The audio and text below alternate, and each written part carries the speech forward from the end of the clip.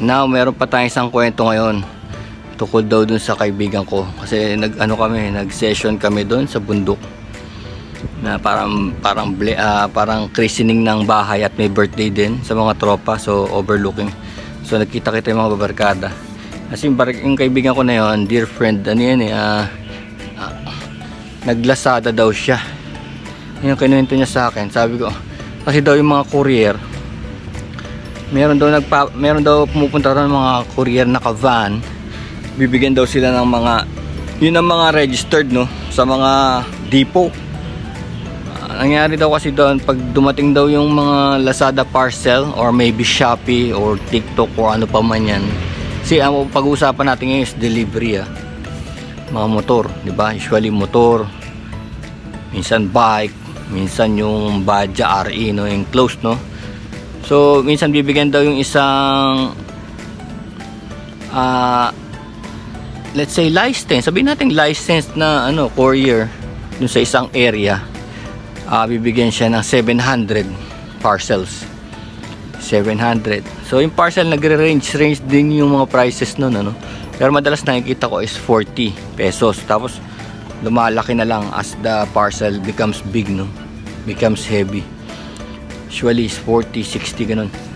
Tapos yung may nakausap ako isa, yung may Badja RE, minsan nakaka 1,000 daw siyang parcel in a day dahil sa kanyang malaking so may kita daw siya doon ng, sabi niya sa akin nung una 7,000, pero hindi raw sila tumatakbo everyday, minsan once a week, no. Sa dami na rin daw nila. Tapos meron namang iba kukuha ng 1,000 items as magtatawag daw ng mga motor, ang tawag doon striker. So dito na pala nagkakatalo yun. Minsan kasi may striker ka, minsan binibigay mo nga lang sa striker 3 street lang daw, 3 street, 100 parcels, 3 street. Lumalabas daw dahil nga hindi na sila yung affiliate ng mismong company. Ang binibigay daw sa kanila is 10 pesos na lang. Siguro kung 40 pesos yung standard na 10 pesos na lang dun sa striker rider, no? So ibig sabihin 10 pesos per parcel. So kung maka 10 ka, may 100 may 100 ka pag makasampu ka. Minsan daw ang issue is minsan daw wala daw yung tao sa bahay, wala daw yung pagbibigyan. Kasi sometimes pag tinignan mo sa app, sabihin nila wala pa naman daw sa Pilipinas. Sometimes andun pa raw sa pier, no? Sa pier, custom, nasa custom pa daw, nasa pier. Pero nandito na pala.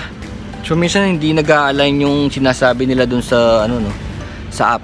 Kaya yung tao wala sa bahay. So nangyayari, tatawagan daw nila, wala. So sasabihin nandun para sa malayo, balik daw sa gabi, ganun. Minsan hindi naman maibigay sa anak kasi cash on delivery. So ang magbabayad wala doon. So doon daw nagkakaproblema, yung delivery mo daw doon sa bahay na yun is maka-cancel. Tapos iba na raw rider ang pipick up nun the next day.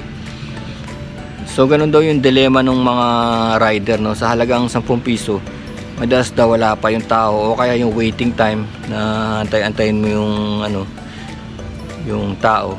Yung iba naman daw, payag naman daw sila na pag nabayaran na online, ihahagis na lang daw sa gate, ganun, okay naman daw yun, no. Tapos dun daw sa mga nakawan, meron din daw minsan sa mga rider yung nakikita niya yung pinapalitan.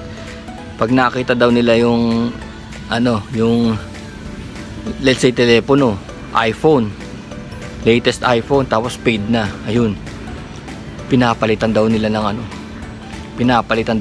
laman. Yung mga rider na daw mismo ang gumagawa nun. Kaya minsan pagdating daw dun sa ang mga laman, mga bato. Ito kasi sa side ng striker, kasi yung striker hindi alam yun nung mismong legit courier. Kasi parang nag-hire lang siya para ng ibang tao para mapabilis, kaya siguro 10 piso lang, no? Siguro mas malaki ang charge doon sa courier, kaya lang meron siyang hinire na iba, kaya biniyak lang niya, no? Yun nga lang, hindi niya ma-test kung sino yung mga yun, hindi niya alam mapagkatiwalaan ba o meron ba silang NBI clearance o police clearance. So yun yung nakita kong isang aspeto, no. Kaya pala minsan nakakita ko ng mga rider dito na bulok ang sasakyan, no. Bulok na bulok, walang plate number, gewang-gewang, tapos yung nagdi-deliver nakachinelas. So yun ang naisip ko na parang paano kaya pumasa itong mga to. Kaso di ba dapat mag-apply ka, di ba? Mag-apply ka, titignan yung motor mo kung bago pa o hindi pa sirain, no. Di ba may mga ganun, kahit saan ka mag-apply, Grab, Move It, no, Lalamove. So yun daw yung mga dilemma ng mga rider sa pagde-deliver. Although makikita mo na kung wala kang trabaho sa panahon ngayon, pwede na, di ba? Pwede ka na magkatrabaho. Kung maka-deliver ka ng 70 parcels, meron kang 700, no? Tandaan nyo, ang pinag-uusapan lang natin dito is 3 street.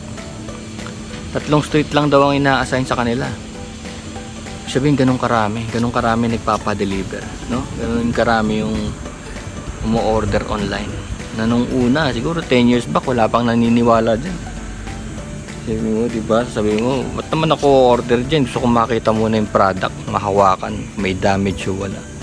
Pero ngayon, nauso na at tinangkilik na ng mga tao. So yun, yung mga rider dyan, kwento lang to ng isang kaibigan ko, ha. Yung mga rider dyan, kwento nyo, tignan natin kung may katotohanan ba o malapit ba sa katotohanan. Bagay kung masipag ka, no, pwede na rin, no. Problema raw kasi ang init, minsan daw tag-ulan, baha, basang-basa ka, tapos yung parcel, yung rider basang-basa, yung parcel di pwedeng mabasa. Tapos gasolina mo sa'yo. Ganun. So ibig sabihin sa araw-araw is an adventure.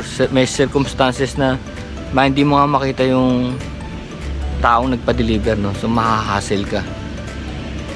So yun lang ang kwento natin doon tungkol sa delivery rider.